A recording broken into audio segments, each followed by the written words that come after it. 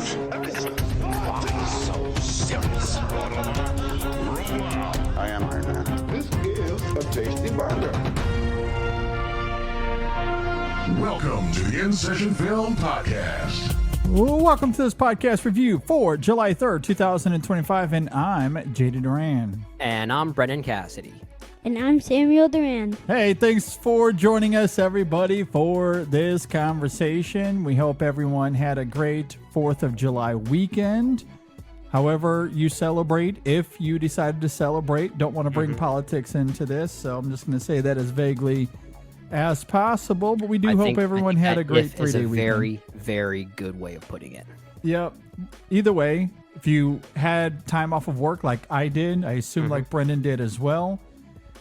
Also, I want to say a hello to Brendan in the future, who was on vacation as this episode is released. He is no longer sitting where he is The currently. beauty of getting to things early, isn't that right? Exactly. I mean, Sam here got a formal introduction on this did. episode. He might be replacing me in the long He run. could be very soon. Yeah, this is a Men in Black situation where, yeah, we're bringing on Sam to just replace Brendan. He's retiring. He's going to be a mailman, is what we're trying to say. I need to get neuralized. Exactly. No. Although, you know what's really funny? You know what's really funny about that, JD? You just compared me to Tommy Lee Jones. Did you know that he and I share a birthday? No, that's so funny, though. September 15th. Yeah, there you go. It's all full circle. We meant to do that. This was meant to be, my friend. Absolutely. We are excited to have Sam back, this time talking Jurassic World Rebirth. Sam isn't going to be here for the entire conversation. If you want to skip ahead to Brendan and I, and when we start talking about this film a little bit more sophisticatedly, we will have a timestamp in the description of this episode if you want to jump ahead. But Sam is going to give us his thoughts. He is a big fan of this franchise. In fact, we were just talking a little bit before we started recording. One of my favorite memories of Sam and I, because my wife tends to work a lot of Saturday mornings. She does work in the medical field, so their schedules are always crazy, and she works a lot of Saturdays. So Sam and I would spend a lot of time together, and there was one Saturday, this was when he was a little bit younger, probably 5 years old, I would say. Okay. And we got out our Jurassic Park box set that we have, and we watched all of the first 3 movies before my wife came home. We watched all 3 back to back to back. Did a whole Jurassic Park day. It was really fun. As he played with his toys and, does Please what tell little kids me. do. Please tell me they were dinosaur toys. Of course. Yeah. Lots of dinosaur toys. Yeah, absolutely. That's so cool, man. That's so cool. Yes. Sam does like this franchise a little bit. And instead of me just talking, why don't you tell the people, Sam, why you love Jurassic Park and Jurassic World? Dinosaur. Fair enough. It's simple. There it is. Just dinosaurs. I think I've heard that exact same reason from people our age on the internet as well.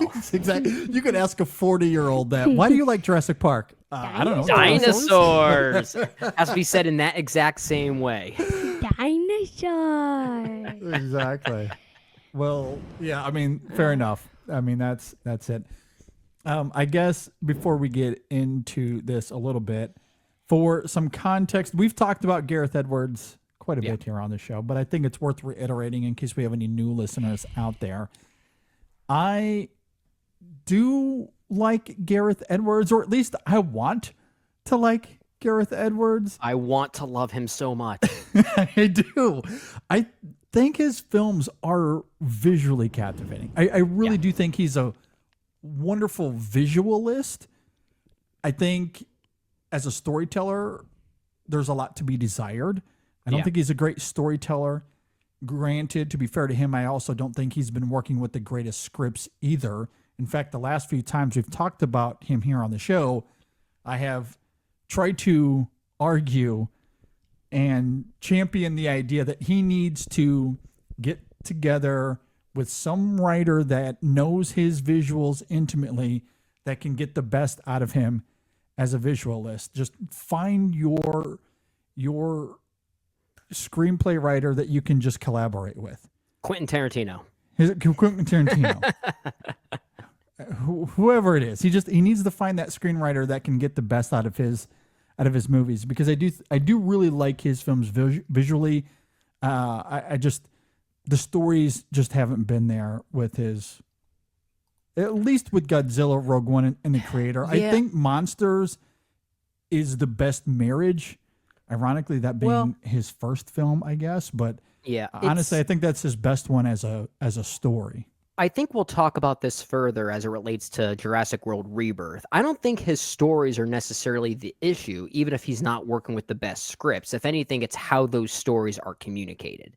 I think, and a lot of that is also part of the script and how you write dialogue to support that story. I think the stories themselves of his films have been rather compelling ideas. I think he's more of an idea man than he is an execution man, if that makes sense. Because I don't necessarily dislike the stories that they tell. I just don't always love the way those stories are told. Yeah. I think that's perfectly fair. I for me, it's still a little bit of both. Sure. I don't think he's a great storyteller. However, to be fair, it's still a little bit of a small sample size. I know he's done 4 pretty big films. Yeah. But Rogue One, you sort of have to chalk that up to the dumpster fire that was production hell. That's not entirely his fault. There was a lot surrounding that film that hindered that film as a story. And honestly, I feel like his direction, if it was him, I know there's a lot of debate whether it was Gareth Edwards or Tony Gilroy on set. Yeah, exactly. It could have been a Gilroy thing. Again, that's why you kind of have to just throw that one into the corner.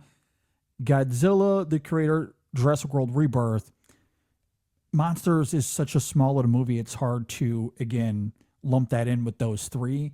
So if we're just looking at those 3, at the very least, there's a consistency to them. In terms of not working with the greatest scripts, maybe not the best storyteller, but the visuals are certainly there. And whether it's him just having an idea and needing someone to flesh that out, I think he spends so much time in the composition and framing and the spectacle of his movies that everything else seems to get a little bit lost, including perhaps... Which is his strength. That is his strength. Yeah, absolutely. Which is why maybe he needs a co-director. I don't know. Maybe he needs a Joe Russo. He needs a Russo brother. Maybe not a Joe Russo, but maybe someone else. You know what I mean? Like, I know what you mean. Yeah, he needs an Edwards brother. I don't know. Like, he just needs someone to help him.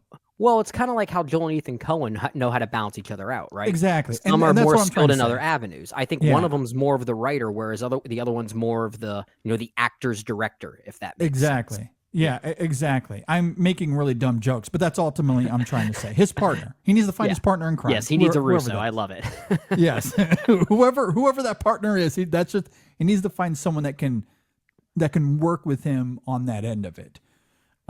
Because if he does, I think though, like he builds such lush worlds that if the story is ever there, if he's able to really rein in a great script, I think he has the potential to make some really special blockbuster movies. Yeah, I agree. And I still think he can get there. I think he can get there.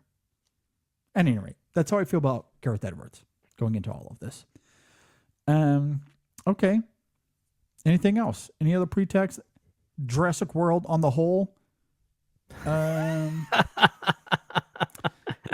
Should we say it now or should we say it later? Maybe we can save that for a little bit later. I think that's perfectly fine. Sam has been really high on the franchise. You've liked all the Jurassic World movies, right? For Jurassic World, yeah. Okay.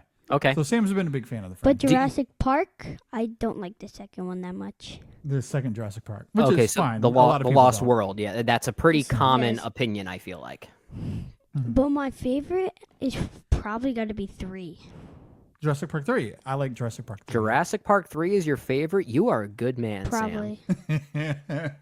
I love it. We'll He's talk about that movie later. I'll tell you that right now. a Brendan opinion if I've ever heard one. See, he's already bleeding into Sam. I'm the influence, I guess.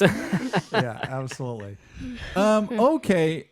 We'll Brendan and I will talk about this a little bit further, but let's go ahead and bring Sam into this more and get his thoughts. So, Jurassic World Rebirth is directed by Gareth Edwards. It stars Scarlett Johansson, Mahershala Ali, Jonathan Bailey, Rupert Friend, Manuel Garcia, Rolfo Luna Blaze, and a bunch of others that come and go throughout the film. If you're not familiar with Jurassic World Rebirth, 5 years post Jurassic World Dominion, an expedition braves isolated equatorial regions to extract DNA from 3 massive prehistoric creatures for a groundbreaking medical breakthrough. Wait a minute. Sorry to cut you off, but does the movie itself ever make it clear that it's 5 years after the events of Dominion, or is that just in that plot synopsis? No, don't they throw text on the screen at the beginning that says it? Yeah, like before the movie even plays, they say it. Yeah. It shows I think it's up. on the screen in text. All right, that just goes to Yeah. show how much I remember this movie. Yeah, Fair but enough. you do not remember it You at know, all. I was just about to I say did not. that synopsis was, I think, and how convoluted it is perhaps also a little apt and appropriate to the film and the screenplay. Yeah, We were just yeah, alluding to maybe that. just a little bit. Okay, let's go ahead and jump into this. We'll start with you, Sam. What did you think about Jurassic World Rebirth? Good. I liked it a lot. Okay. Why?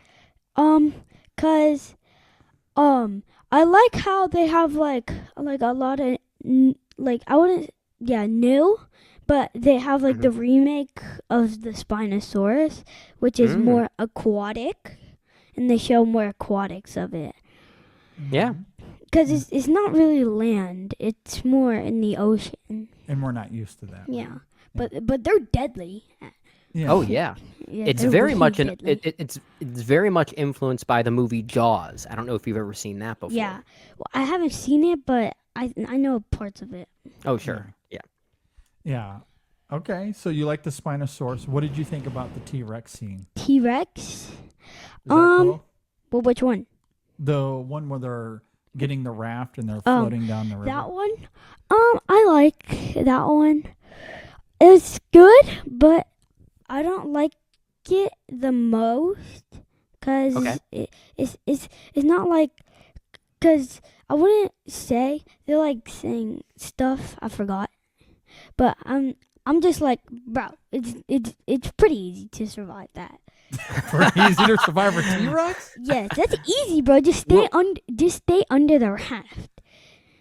Okay. All right. Well, If you I think- have a pet T-Rex. I'm gonna sink it over to you and just Yeah. see if you can survive that. Yeah. Okay, Yeah. so you don't like the T-Rex scene as much as the Spinosaurus is what you're saying. Yeah. Okay. Basically. Okay. And then the big, what's the name of the big dinosaur at the end of the film again? The D-Rex, is that what you Yeah. said? Yeah. What'd you think about the D-Rex? Oh, I like that one the Okay. most because it's Oh, okay. new. But you explained the meaning of it on the car ride home. Remember? Yeah. Mhm. Yeah. We were talking Yeah. about the creation of the D-Rex because coming out of the theater, Sam thought it was mean of Gareth Edwards, so mean of him, to create the D-Rex and make him look that way. And I was trying to explain to him that as much of these films have done, not just Rebirth, obviously a lot of them, Yeah. it's trying to make some commentary on the dangers of us playing God. Yeah. And this is the first time Sam was wrestling with these ideas, despite seeing these films before. He's always looked at it as entertainment. So this was the first time we had that conversation about looking at Interesting. these films as The dangers a of thematic creation. exercise. Yeah, the dangers of creation. So that's why Gareth Edwards and his team made the D-Rex look that way to provoke the audience to feel a certain way about him. Yeah. But I like the opening scene when they see the D-Rex. You know, with the Snickers wrapper. Yeah, I was gonna say how D-Rex is actually created by a right. Snickers bar. Yeah. Yeah. But I know. that's the part that I just feel bad for that guy, bro. You know, he just wanted a Snickers. That's all he did. He just wanted some That's- candy. That's why he ate that guy, is because the guy had the Snickers. The guy had sweets. Yeah. He's The just guy had trying to sweets. get to the Snickers. Yeah. I feel bad for the guy though because, bro, just open the door. It's fine. He's too big. He's too big to fit through that door. Like, The message of this Yeah. movie: don't eat candy Don't Yeah, eat candy, yeah. and it's easy to survive the dinosaurs. Well- Sam would And don't have play God. crushed the film. well, it's technically not candy. It's chocolate. Oh, chocolate. fair enough. Fair Chocolate. enough. Thank you for the correction, man. Yeah. Yeah. But unlike all the characters, like on the raft, the T-Rex, Mhm. plot armor. Plot armor. Yeah, Plot bro. armor. They're main characters, bro. They can't die. Oh, okay. They can't die, bro. Like, it's impossible. They can't die. They got plot armor. That's hilarious. I see this. Plot armor. This is why I love where having kids on the show because they know how to his articulate generation contrivances. meeting mine. I was like, what is he talking? Okay, It's so plot armor. that's how the kids describe it Yeah, these days. but Yeah. I like the plot armor because then it makes characters die. But sometimes I don't like how the plot goes because what's her name? Nina. I don't like how she dies by the Spinosaurus. She didn't have the plot armor. Yeah, We didn't. and need I any. actually like that character. But Bobby, what I think that's his name, Yeah. bro. Get out! I never liked you. I Yeah. never liked you, bro. Bobby being the Ed Screen Yeah, bro. character for those out there listening Aw. or watching. He got Poor like Bobby. he got like 2 screen seconds, bro. Yeah. But I want to say that we haven't talked about the Mosasaurus. The Mosasaurus. What did Yeah. you think about the Mosasaurus? He it's good. I like the boat scene, like not When they're on the ocean, you mean? yeah, Yeah. but not like But the with the family. yeah, Yeah. on like the sailboat. That one I like because they don't know what it is. No, yeah, they're just a family out on the ocean. They Yeah. don't really know. Yeah. Yeah. But Yeah. I like because the Mosasaurus, I don't know if you saw it, but he's very smart. Mhm. He Because is very smart. That's true. because he like when they're by the rocks, he rams it into the rocks. Yeah. Yeah. That's like the pins part. it up against the Yeah. cliff It's like, there. yeah, he kind of sets a trap for them. Yeah. But what's his name? That guy. What's his name? That is Duncan. Duncan. I felt bad. I felt bad because that was his boat. Yeah. And he crashed it. He crashed his little boat. Yeah. Poor man just wanted a boat. Well- so That cost like yeah, $10,000. No, probably more than that. probably more than that. Yeah. Yeah. So, But- so Sam, I wanted to okay. ask you, of the Jurassic World movies in particular, is this one your favorite, or do you like the other ones more? Nah. You like Nah. this one more? No. No? No.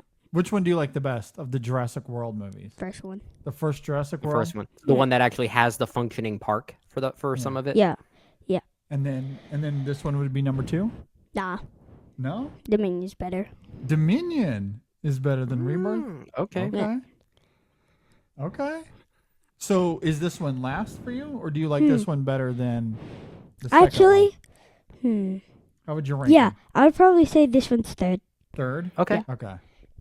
because I don't have my girl Blue, bro. Oh, There you go, bro. But it sounds like your favorite of them all is Jurassic Park 3. yes. It is. Good Which- man. That's Okay. what I Good said. movie. I like it. I But can live with that. I want to say that the T-Rex, I don't. That's a new one, like because Rexy wouldn't be alive. Why not? Because T-Rexes, they only live for around 30 to like 35 years old. Okay. And Rexy at that time would be around 40. So they would have not been alive. Sounds like Sam's been watching a lot of YouTube videos. Yeah. Okay. Yeah. Well, maybe Rexy is, it's a modern world. It's We not have- what we it's have- not we- prehistoric It's not old. Jurassic anymore. We have Dr. Yeah. Alan Grant on the show. We I got love this. Dr. Grant to help keep him alive. He be Yeah. dabbing on his grave, bro.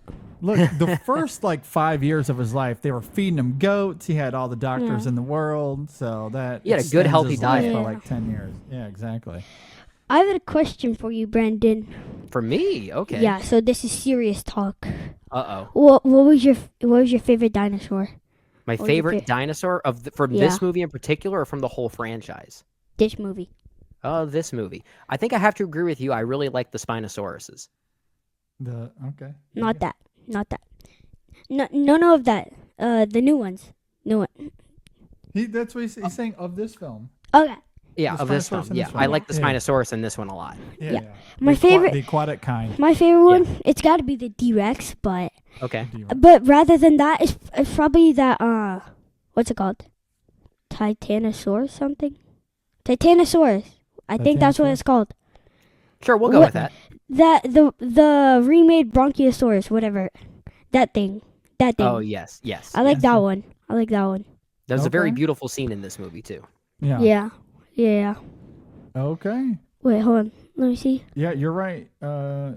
Mm, Yeah, I'm trying to. no, we're looking at I think it's that one. this one, the Yeah. comp. No. Wait, no. comp- Trying no, to- it's I fine. can't even Trying to say do it, some I have no idea. paleontology in real time on a film Can't. podcast. Yeah, no, these words are crazy. Compostoglosaurus. Can't do it. But Okay. I thought Xavier was gonna be dead, bro. Like when the Velociraptor sneaked up on him, I thought he was dead, bro. Yeah. That was a Yeah, very funny scene. yeah, bro. Um, Yeah. Okay. Well, any final thoughts before we? The Quetzalcoatlus. We gotta talk Oh. about that. Okay. Oh. That scene I really liked because it was intense. But my poor man, bro, they're so painful death, bro. Wait, which one? Uh, Which character was it? Duncan's friend. Oh, other one. Oh, yes, on the cliff. Yeah, bro. Feel bad for bro.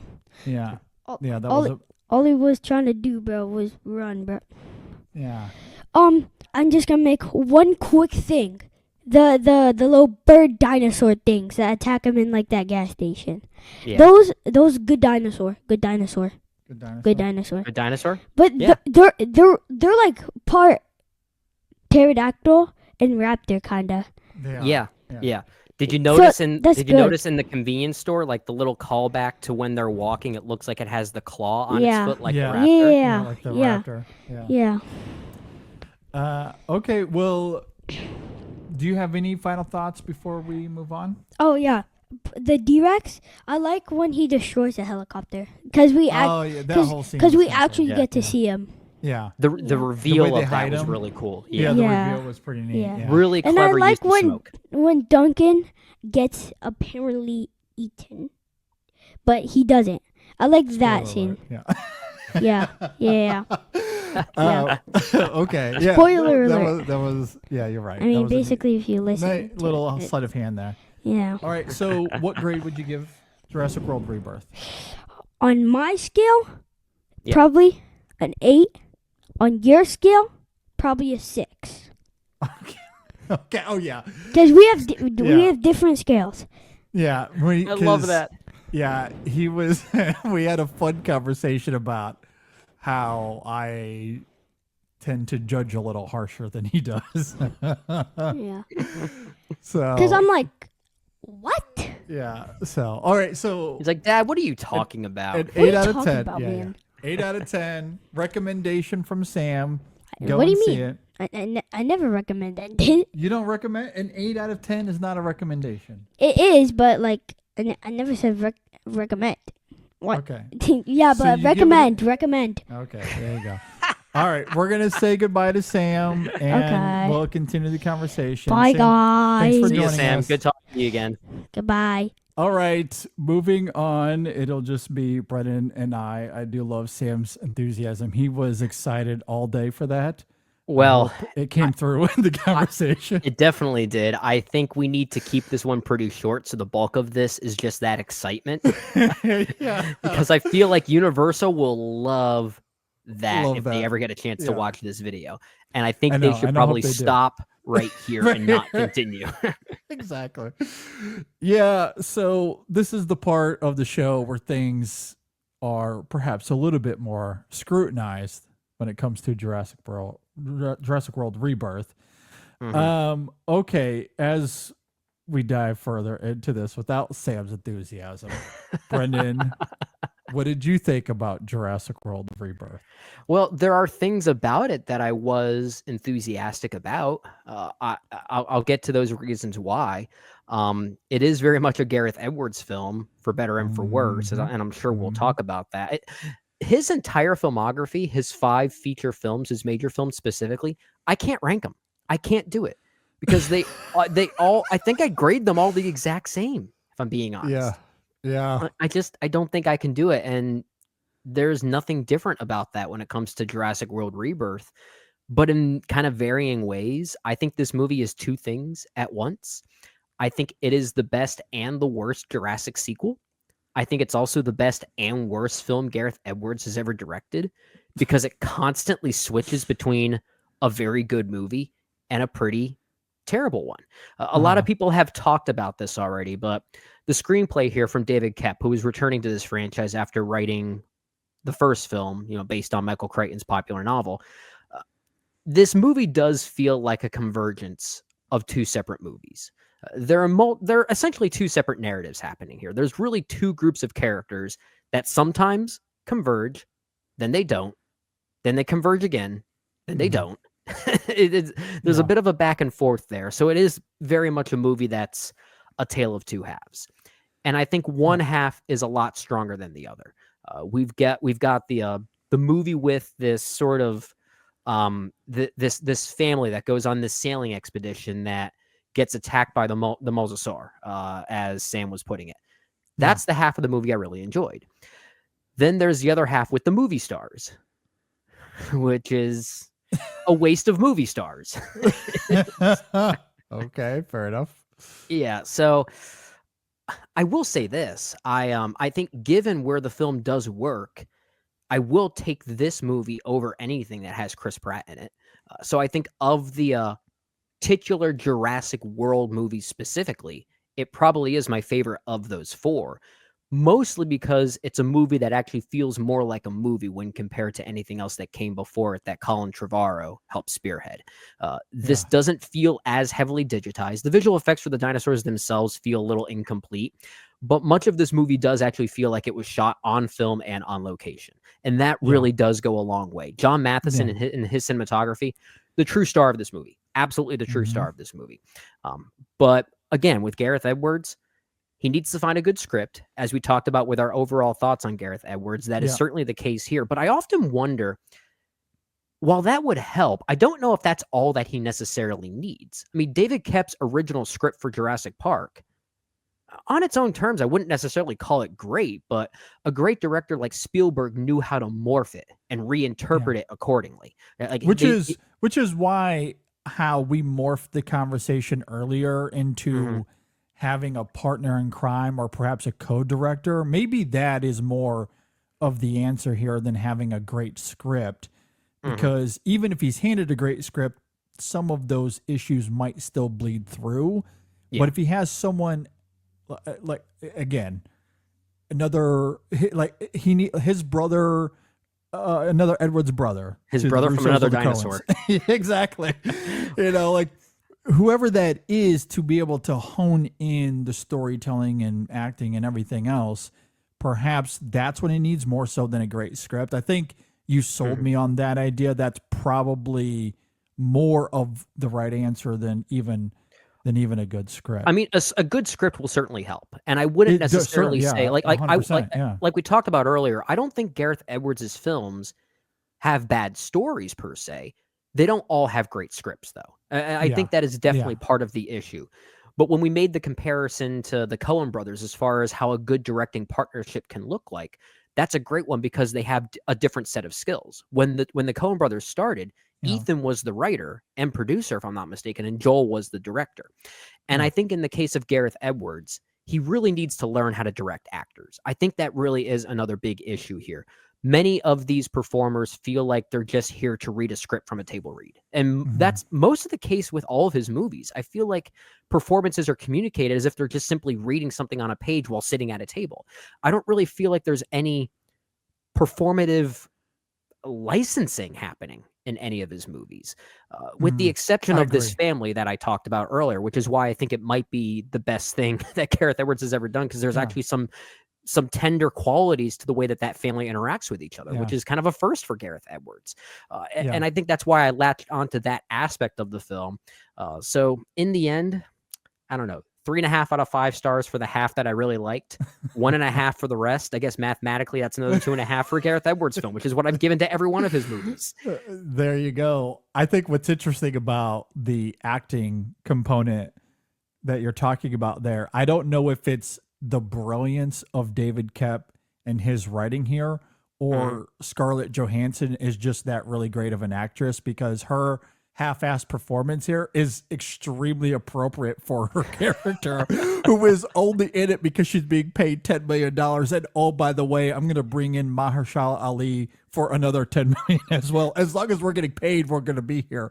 You And may have just that's sold it. me on some meta component to this movie, that these actors are purposely giving very Yeah. lukewarm performances because they know they're here for a paycheck, just like their characters are Just here like for a their paycheck. characters are only there for a paycheck. They have no incentive otherwise. Wow. So I do think her performance, honestly, is really effective in that regard and kind of funny. As it relates That's a good to point. Jurassic World Rebirth on the whole, I very much do agree with a lot of what you're talking about. This is a Gareth Edwards movie in every single way, for better or for worse. It is 100% what I expected from this film, based off of the marketing and based off of the fact that Gareth Edwards was directing this movie. Yeah. And I articulated earlier how I feel about him. And I do think this film thrives on its spectacle. Some of the set pieces that we see here are easily the best of the Jurassic World movies. Yeah. It visually looks great. I do love the cinematography. Brendan and I were talking offline about some of the visual effects, and I do agree that the visual effects here are fine. I don't think they're extraordinary by any stretch of the imagination. But imagine this movie in the 2000s, when we get Pirates of the Caribbean, when we get Transformers, who, by the way, on the day we are recording this, is celebrating its 18th anniversary. That's And that wild. movie still looks really good. Still looks really great. The 2000 CGI, which we've all talked to death to this point, was so much sharper and more crisp, and it looked better because they put more money and attention into it, where they're just rushing everything out these days. Yeah. Imagine this film with that practical cinematography, with that level of CG work, with the 2000 CG. This film would have been phenomenal to look at. Oh, yeah. And just At the make it about very- this family. Don't even have Yeah. movie stars in it. I mean, that would have been great as well. Now, this is where you and I differ a little bit. It is kind of funny that ultimately Brendan and I land at the exact same grade for this. Oh, but yeah. This for happens all the different time. reasons. This happens all the time. Yeah, because I think this film is just a little bit of a mixed bag all around. I don't Okay. think everything with the family stuff works. I don't think everything with the movie stars work. Some things work for the movie stars for me. Some things with the family works. The sequence out in the field, and you get that great moment with Jonathan Bailey's character, and that's where his performance is at its best here. I do really like that. I do scene too. quite a lot. Yeah. As pandering as it is, nostalgically speaking, but I'm Oh, okay with it's a that. complete recreation of the moment 100%. of awe that introduced dinosaurs Yeah. in that first Jurassic Park. But structurally, this is a film that is mimicking that first Jurassic Park in many ways. So you're going to get some of those nostalgic beats, and yeah, it is 100% mimicking that moment of when we first saw the Bronchiosaurus in that first Jurassic Park for the first time. And it makes sense in the context of this film, given the writing of Dr. Loomis and who he is as a paleontologist, and What never a getting name. to see these. What a I name. know. Never getting to see these creatures in their natural habitat, which is something that we learn early on is something that he is craving. And it is this beautiful moment. It is quite breathtaking to watch. So I do think there are moments with the covert operation with Scarlett Johansson and Ali and Bailey. Some of the family stuff works for me. Some of it doesn't. The T-Rex scene is a great example of this dichotomy for me. And Okay. Okay, interesting. And it's because the logic of that sequence, I think, is extremely vacuous. It is one of the dumbest scenes of the movie if you simply look at logic on its own terms there. Yeah, like why these characters felt they needed to have this raft. Yeah. The reason why it's here is because it was a classic and iconic scene, or moment rather, from Michael Crichton's original book that never made the original movie. That's really why it's here. And that's why it's there. And maybe it works better in the book. I don't really know. I understand why they chose to put it in the film for that reason. Yeah. And maybe this comes down to exactly what you were talking about with Gareth Edwards and execution and him not knowing how to tell a story.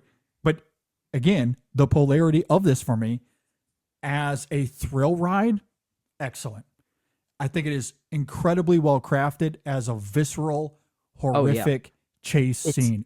It's inventive. The staging of it is so really good. what sold me. It's like the choreography and the staging of it. Like, we never got something like that in any of the other Jurassic World movies. As action heavy as they were, there was no staging to it. There's no creativity to the choreography of anything there. It was all just animals and people running behind a green screen. That's basically what it looked like. Yeah. But here, there's actual like movement to it. You're absolutely movement. right. I love the shot of the little girl underneath the raft, and you have the teeth coming in on the raft, which again, how those teeth don't pop that raft again. You have to throw logic. Created out the door. suspense. So I mean, it definitely worked from a movie making standpoint. But again, it reminds you of that moment with the car in the first Jurassic Park, which is why a car makes a little bit more sense. You know, he's going to crush the glass and everything, but it feels a little bit more like, okay, I could buy this. A raft and a yellow one, a bright yellow one. Yeah, let's go ahead and be an eyesore in the middle of this river with the T-Rex just sitting right there when we can easily hide in these weeds here. Yeah. You know, like, again, like I feel like the writing is extremely obtuse and dumb, which, to be fair, is a lot of these films, but when it is really well directed, and I think you make a great point about Spielberg and that first Jurassic Park. It is a dumb, big, silly movie with dinosaurs that are made of DNA from, you know, from mosquitoes that they found in Maple. Exactly. Like, of course you have to throw out logic and you just have to go with the movie. But Steven Spielberg's direction is so good that all of that just filters out, and you become immersed into the film and into the story and into its world building, and it all feels seamless. It feels lived in, and it's a lot of fun. And that, to me, is the difference between Gareth Edwards as a storyteller and one of, if not the greatest of all time. Yeah. Well, I think that's very true. And Spielberg has even talked about this. He's only ever been credited as a screenwriter on maybe 3 of his movies, if I'm not mistaken. Close Encounters of the Third Kind, AI, and The Fabelmans. Maybe there was another one that I'm forgetting. But he is primarily not a screenwriter. But he has openly said that he doesn't consider himself a screenwriter, but he is very heavily involved in the scripting process. Because as a director, you know, director has that license to maybe tweak a few things, reconvey a few things. And I do wonder how many of those moments from the original Jurassic Park, how many of them seem well written because Spielberg is retweaking it for the context of his own movie. Like the whole debating sequence that happens before they even enter the physical park. It's a greatly written scene, but is a greatly written because of what Spielberg turns it into. Like, he's a great director that does that. Scorsese is arguably another great director that does something like that too. Gareth Edwards just isn't that guy. No, I agree. I don't know if hold on to your butts is a great line of dialogue. But it's But in sold. Jurassic Park, It is it's sold. great. It's so good. Again, that's where you have a great actor delivering that line, and it's the composition, it's the framing of it, and it's become so iconic and memorable from that film. Even to this day, when I'm taking Sam to school in the morning, when I pull out of our neighborhood, and of course there's cars coming, that's what I tell. Hold on to your butts. Here we go. Off to school we go. So like it is like literally a part of my life, and it's this dumb silly line from that movie 30 years ago. Yeah. And a great director can take silly lines like that and make it feel like it is part of that world. So you can let go of those silly little criticisms. Here, I struggle to do that because Gareth Edwards can't separate that. He can't. No. So when you see In this these movie, characters, in this movie, all of a sudden, hold on to your butts turns into hold on to your butts or something like this. yeah, it just doesn't come off. Look, I with said any the exact credence at same all. line, right? But they did not sound like the same line. No, they didn't. And that's why, again, I can point to different sequences, but I think of that T-Rex scene because it is so quintessential to this polarity where I am completely distracted and taken out of the experience when she's going after this raft when a T-Rex is literally feet away from her. Let's get into this raft and we'll try. Yeah, you're going to out swim. You're going to out row a T-Rex. What are you doing? Like, it makes no sense when it's so much easier for them to hide there. And so the character choices, they don't feel seamless in the context of this world. Again, I'm not trying to CinemaSins this. I'm simply trying to articulate that Gareth Edwards isn't able to create that same separation like a Spielberg or a Scorsese can. So when characters make these obtuse, silly, ridiculous decisions, they stick out like a sore thumb rather than me being immersed in the world and easily letting those things go.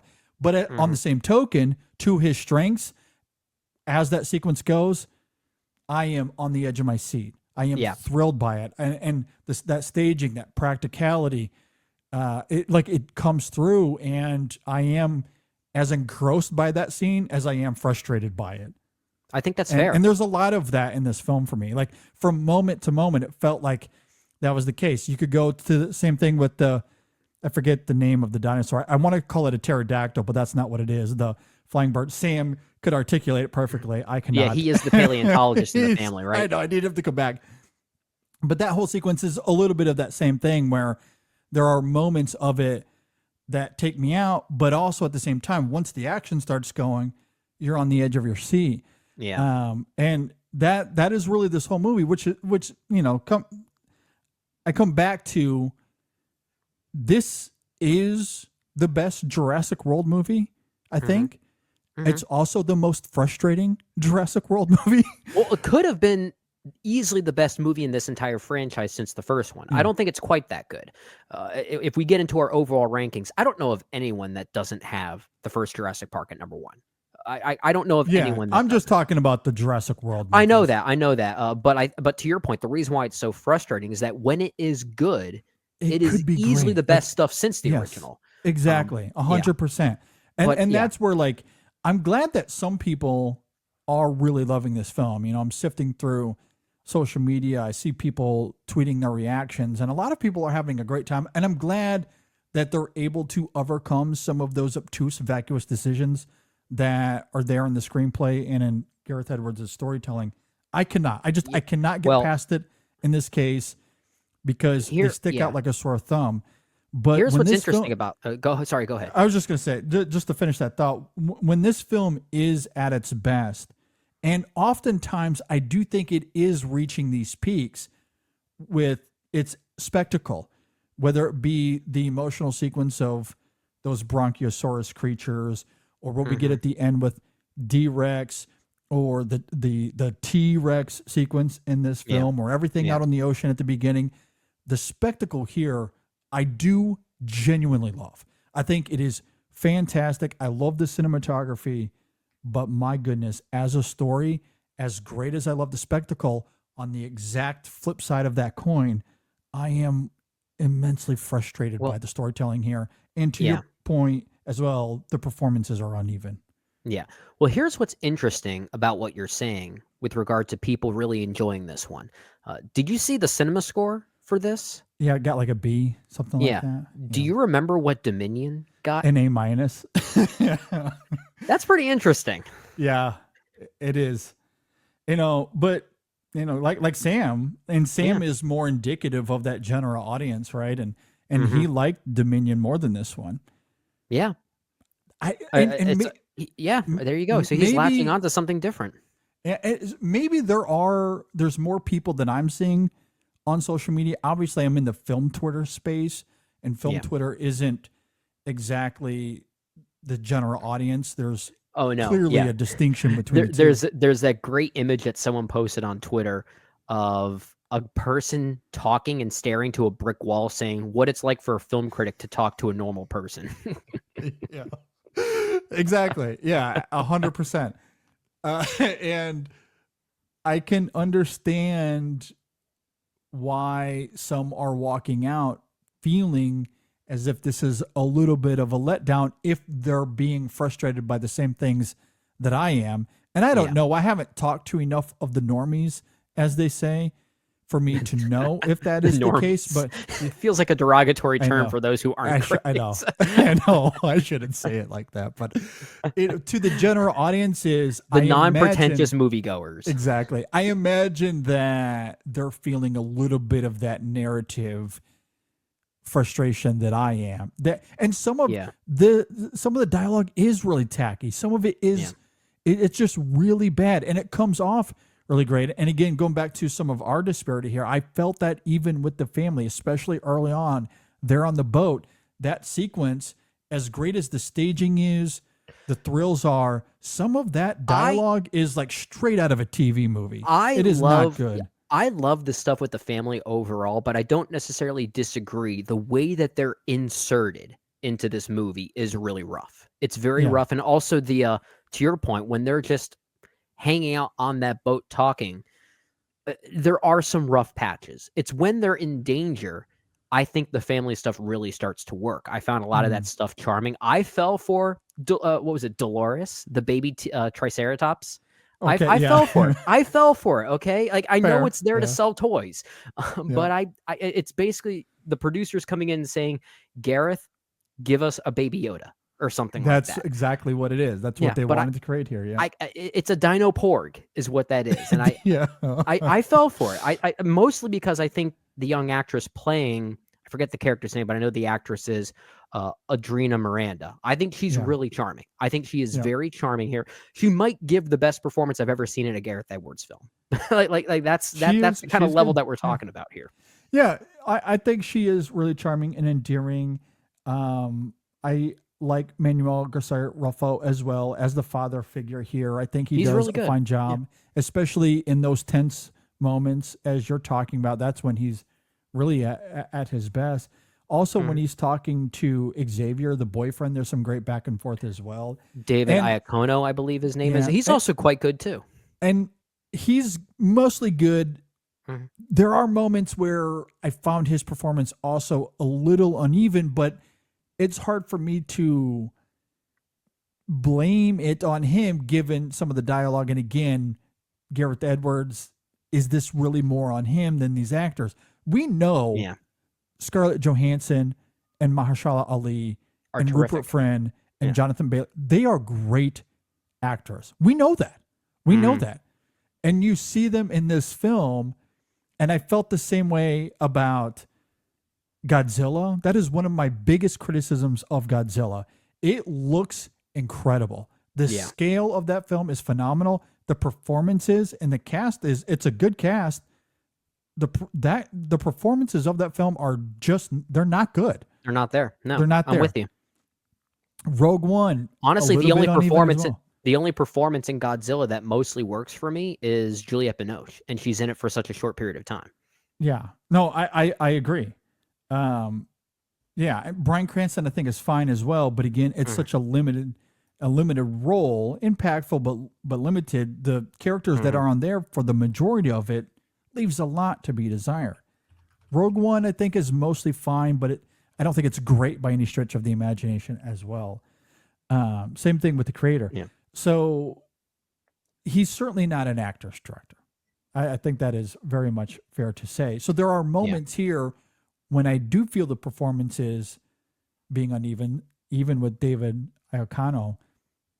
Is it really him? Probably not. Because I think there's a lot to really like about his performance. One of my favorite scenes of the film is when he's going to use the bathroom, and there's this great moment of tension behind him with some dinosaurs and the raptor, which is all building toward this joke. And the punchline, I think, is great because there's no dialogue. It's all in his performance. And I think he more than makes that work. It's really great. That whole stretch might be my favorite stretch in the movie because what comes before it is a really great campfire scene between Xavier and the father. I think I'm with you that David Iacocca is maybe a bit uneven. I think he's mostly uneven, or at least he's not quite as convincing when he's told to be funny. But when he's delivering more of a tender side to his performance, that this young man actually does care about this family and he's willing to put his life at risk finally, that's where I think he sells it. I think he does a really great job there. I think that campfire scene's a great embodiment of that whole kind of ethos. Yeah, I mean, some of the humor works for me, such as the raptor sequence I'm talking about. That one, it's mostly on the boat. The stuff on the boat doesn't really the stuff work. on the boat is bad. Yeah. It's really bad. It's very try hard. You know, the one thing though, and I guess I can appreciate David Koepp and his approach to the character in this way, because they are setting that character up to be expendable. Like, here comes the boyfriend that you don't like. He's gone. In fact, in that opening sequence, you're like, this is the one character we hate. He's going to eat it here in this opening scene. No, but he actually has an arc. Exactly. Yeah. So I do like that, especially because the expendable characters in this film that Sam was somewhat alluding to earlier, they don't have the plot armor, as he put it. That is so brilliant. That's such a great... It is. This is why I like kids. They don't just say the darndest things. They say the most truthful things. I know, but he nailed it. And those expendable characters do suffer the consequences. And then the one character in the main cast that you think is going to go, well, guess what? So like it does follow convention. There's nothing surprising about the structure to the film, but comparatively to some of the other Jurassic World movies, again, to give credit to the film, there is sound structure to the screenplay. I do like the two different storylines on paper and how they attempt to fuse them together. To me, it simply just comes down to execution. It's just extremely coarse. And even despite all of that, the reason why I would still say it's the best Jurassic World movie, it's because it's the only one of the four that feels like an actual movie. Yeah. That first Jurassic World, I think, is the worst of all of them. And it's a film I tried to defend when I first saw it. That one and Dominion are probably forever going to be the bottom two of this entire franchise, unless something else comes along that's even worse. Easily for me. Fallen Kingdom, not a good movie, but that one at least takes some risks. And I have more respect for that one than anything else.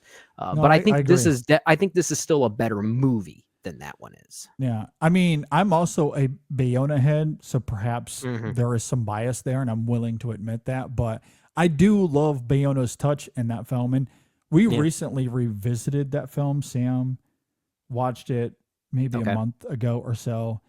Man, I still enjoy that film. It's not great, but I think it's easily the best of those first three. Easily. Oh, like the back half especially. I'm not in love with the first half of that movie, but I do really like the back half when it becomes all of a sudden a haunted house movie. The whole auction sequence is such goofy fun for me. I like a lot of that stuff. But I mean, I like that opening sequence and those images as it crystallizes is unlike anything else we've seen in this franchise. And we've seen some pretty horrific things in this franchise, and that still takes the cake. Well, and weirdly, the visual effects in Fallen Kingdom are way better than the other two Jurassic World movies that either precede it or follow it. No, I completely agree. So the thing with Rebirth, it is a series of high peaks and really deep valleys. Like Yep. it is just doing this the whole time, Mhm. which again is Gareth Edwards, for better or worse. That's I have to give him credit. The man is remarkably consistent at He everything absolutely he does. is. Yeah. And S- I feel the same way about all of his movies. They like, whether it's him, whether it's the screenplay, maybe it's both. I don't know. Again, he probably just needs a partner in crime. But He needs a doctor, man, script doctor, director's doctor, whatever it is. Yeah. he needs something. I feel like we might have the exact same answer to this question I'm about to ask you, but how do you rank the entire Jurassic franchise, all 7 films? Something tells me we have the same ranking. Jurassic Park, of course, number 1. Mm-hmm. Then probably 3. Mm-hmm. Man, see, this is where it gets tricky. I might go 2 here. The Lost World? Okay. Then this film, then Okay. Rebirth, then Fallen Kingdom, and those 2 might be interchangeable because again, there's so much with the peaks and valleys of this film, but also there's the highs of Fallen Kingdom. But again, I do want to give Rebirth credit. The highs of this film are excellent. The highs of this film, really good. If this movie were just those highs, it could almost be just as good as the original. I agree. Totally agree. That's why I'm so frustrated with this film, because it really is on par with that first Jurassic Park when it's at its best. And then it just continually shoots itself in the foot. And it just, I want to love it. I really do. So maybe World, then Fallen Kingdom, then Jurassic World, then Dominion. I can certainly be swayed on some of that, but off the cuff, that's probably where I'm at. We're very close. I think the only difference right now is I have Dominion slightly above The that first first Jurassic- Jurassic World. But again, they're kind of interchangeable. And I'm with you. I also think Rebirth and Fallen Kingdom are kind of interchangeable because it really just depends on, am I more interested in rewatching the highs of Rebirth or rewatching the boldness of Fallen Kingdom? Exactly. Yeah. Yeah. But I think that first 3, the first Jurassic Park 3, which I think is kind of underrated. I think that one's kind of fun. Yeah. And then The Lost World. Those are my top 3 in that order. The Lost World is a movie that I weirdly kind of like more and more as I think about it. Well, and also I was thinking about this coming out of the theater, and sorry to steal you're your good. thunder here a little bit, but I was thinking this coming out of the theater as well. I am really starting to appreciate that second Jurassic Park a lot, simply for being really different than a lot of these other movies.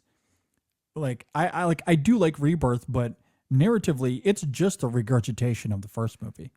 The It's Lost World is very its tropey. own thing. It almost doesn't even feel like a Jurassic Park movie. Yeah.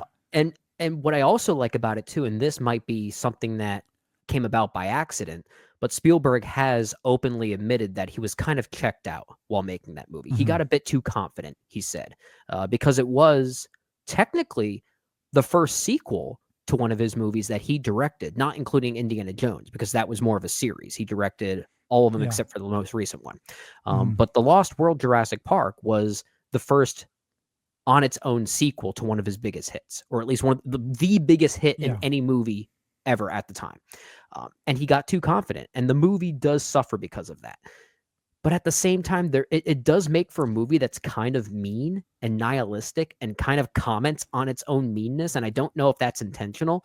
In a way, it's kind of like the Scream 3 of the Jurassic franchise. Like it does kind of have a little bit of that. I mean, even the man that gets eaten so graphically in San Diego is screenwriter David Koepp himself. Like it. Yeah, which is hilarious. Yeah, in so hindsight of Rebirth. Again, especially.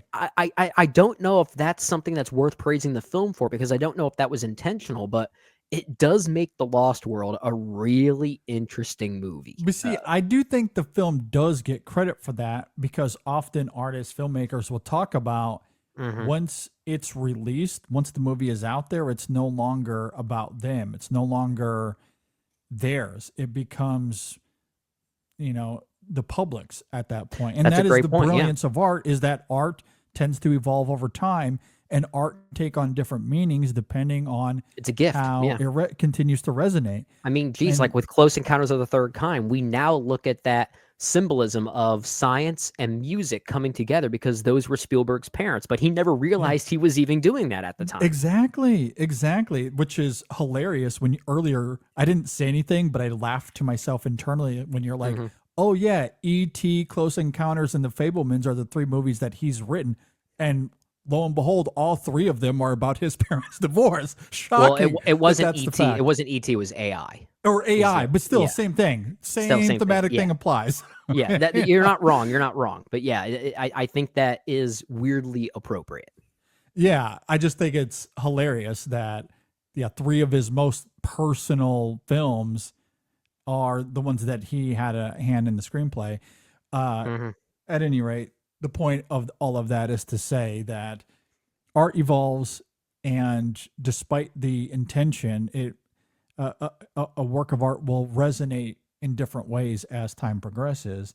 And yeah, intentional or not, Jurassic Park 2 it absolutely has registered in a different way given where things have gone over the last 30 years. And also just narratively, it's so very different than anything else in the series. It is a very interesting movie. And I'm looking at my ranking now, and I said in my opening thoughts for Rebirth how this new movie really is David Koepp's attempt at fusing 2 separate narratives, right? This movie really is a combination of Jurassic Park and Jurassic Park 3. Yeah. It very much is. It really is a fusion of those 2 movies. It is.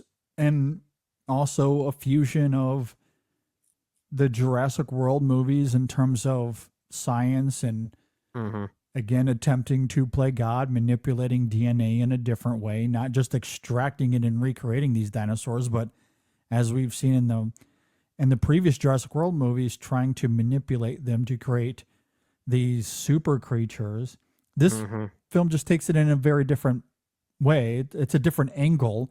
Yeah. It's not like what we see in Fallen Kingdom when they're trying to create these more badass looking dinosaurs that might create a sense of fear or whatever their incentive was there. Yeah. The creatures that we see in Rebirth are more experimental and Which I not have functional. I have to say, as much as I like the cold open to Rebirth, I think that's a pretty thrilling scene. I was a bit deflated by the final act action sequence. I do like the D-Rex, but I think some of these other these pterodactyl raptor fusions or whatever, like they were designed in a way that they didn't even look like mutant hybrids. They just looked like other dinosaurs by that point. At least the D-Rex was very convincing as a mistake, right? Yeah. And I think if this movie wanted to be the one that finally gives us these mutant hybrids that failed in the experimentation and creation process, I don't think it goes hard enough with that. I think it kind of missed the boat a little bit.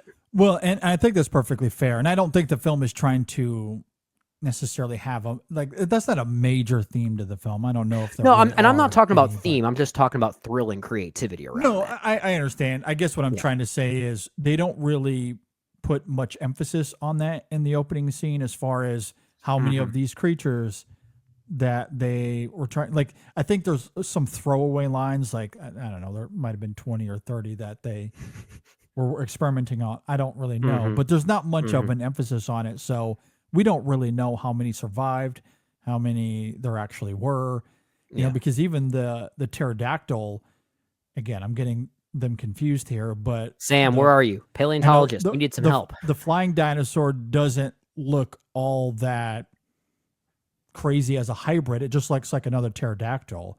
Yeah. It's really just the D-Rex and the raptor hybrids we get at the end of the film, and I guess the Spinosaurus, swimming in the water, that we get early on. But we also get a T-Rex. We get normal raptors in this film as well. Very briefly. Very We actually briefly. don't. This is the least raptor heavy Jurassic movie, which was interesting. Yeah, exactly. So there are normal dinosaurs on this island. We do know that. There are just also other hybrids, and the film isn't, I guess, going too crazy with the idea, which maybe I appreciate. Certainly gives it maybe a little bit more of a grounded sensibility to the rest of the movies in that regard. I don't know, but yeah, I think it's fair. But the reveal of the D-Rex at the end was pretty badass, though. That was pretty effective. Cool. That was pretty effective. Yeah, I'll give you great. that. Yeah. All right, I any wanted other it to be thoughts better. there? I wanted it to be better. Alexander Desplat's score is pretty good. Yeah, I like Desplat's score. Again, very much functioning similar to the way that we see with Marvel movies or Star Wars. It's very heavy on the nostalgia factor, but it is effective. I'll say really this. Good. I'm not saying that as a bad thing. I'll say this. As much as I don't like most of these movies, they're all pretty well scored. As much as I really don't care for that first Jurassic World, Michael Giacchino's score and some of those new themes go pretty hard. Oh my gosh, yeah. Yeah. I agree. Well, Giacchino's just one of the best, though. Doesn't matter if the movie's bad. He'll bring the goods. Always, every single time. Yeah. No, I like the score here. I had a great time. And I think, to give credit to Desplat, I don't think he overuses that initial main theme, that John Williams main theme. But when it is used here, I do think it is. It's pretty effective. smartly handled. Yeah. Yeah, I agree. Like, again, I think this could have been a great film. Like, capital G great. So It had could the every potential. Gareth Edwards movie. Yeah. I get so frustrated by the storytelling. So deeply frustrated. One day he will make a masterpiece. I feel it in my so. bones. I think so as well. All right. Well, if you agree or disagree with anything we had to say here, maybe you agree with Sam. Maybe. Sam seems to be more of the consensus opinion on this film, it feels like. So Yeah. maybe you agree with him. Maybe you agree with us. Let us know. Leave a comment below if you're watching on YouTube. Hit us up on social media, Facebook, Twitter, Instagram. You can always email us in sessionfilm@gmail.com as well. Just want to note episode 644 that is available as well. We talk about our top 5 movies of the year so far. So you can go and check that one out. I believe this is going to be the only review this week, unless I'm able to find a guest to discuss something else. But I don't think that's going to be the case. We'll probably take it a bit easy, as last week we had a lot of reviews come out with 28 Years Later, Elio, and F1 the movie. We had a lot to talk about, so we'll probably keep it pretty easy this week. But there will be a Women in Session at the end of the week, so you can go and give that one a listen. Okay, with all that said, thanks for listening, everybody. Thanks for watching. We'll see you next time on the In Session Film Podcast.